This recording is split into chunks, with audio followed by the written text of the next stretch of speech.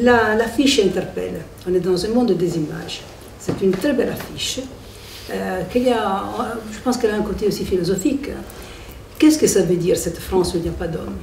Non, l'idée, c'était de façon un peu facétieuse de questionner l'identité et l'altérité, de questionner le local et le lointain, d'insister sur les Frances, y compris sur le plan géographique, c'est-à-dire toutes les présences de notre pays dans le monde et ses implantations, et comment est-ce qu'un certain nombre de ces présences ultramarines peuvent modifier le paysage du pays, de questionner la manière dont le changement climatique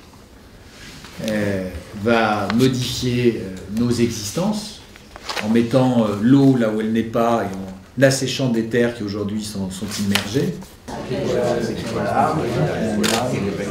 D'abord, la thématique est quand même une thématique particulière qui devrait beaucoup parler au public qui fréquente le FIG et à la population de Saint-Dié, puisqu'on parle de l'avenir du territoire français, on parle des grands enjeux, on parle de la question de la santé, des hôpitaux, on parle de l'industrie, on parle de l'écologie, on parle de l'organisation du territoire, on parle des résultats électoraux, donc on parle de beaucoup de questions. Donc ça donne un festival qui est certainement très éclaté dans ses problématiques, qui ne couvre pas tout, mais qui dit, à mon avis, beaucoup de choses intéressantes. Si l'on veut dans la partie, gagner la partie ou être utile à l'humanité en marche, il va falloir trouver d'autres terrains de combat que ceux sur lesquels on se bat habituellement. La réponse pour être résilient et pour être conquérant dans ce domaine, c'est la réponse culturelle. La France a une économie moderne et solide, mais elle a surtout une langue et une culture qui peuvent la faire exister demain. Et demain, la France, c'est une France qui, par sa langue et la diversité de sa culture, saura créer l'humanisme de demain, comme elle a su le faire avec la grande révolution de 1789. On a un grand invité, président du Salon du Livre, en la personne d'Éric Fotorino, romancier, journaliste, Le Monde, Le 1,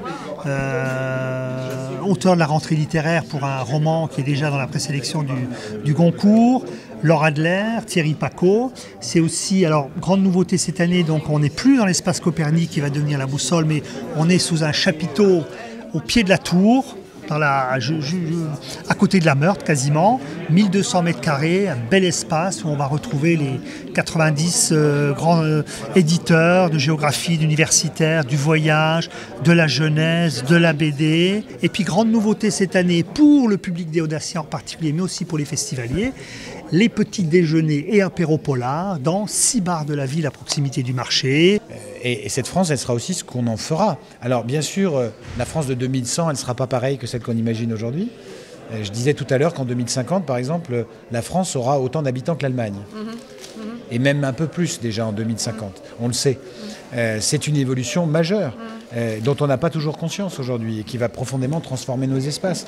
Est-ce que la numérisation, par exemple, de nos existences, est-ce qu'elle va, comme on le croit souvent, permettre à chacun d'accéder à la connaissance et donc permettre une plus juste répartition des richesses dans le monde, ou est-ce qu'au contraire, elle va concentrer les richesses dans certaines villes et métropoles, parce que dans le fond, quand on est un créateur, un imaginatif, aujourd'hui, quand on a besoin d'être dans un écosystème.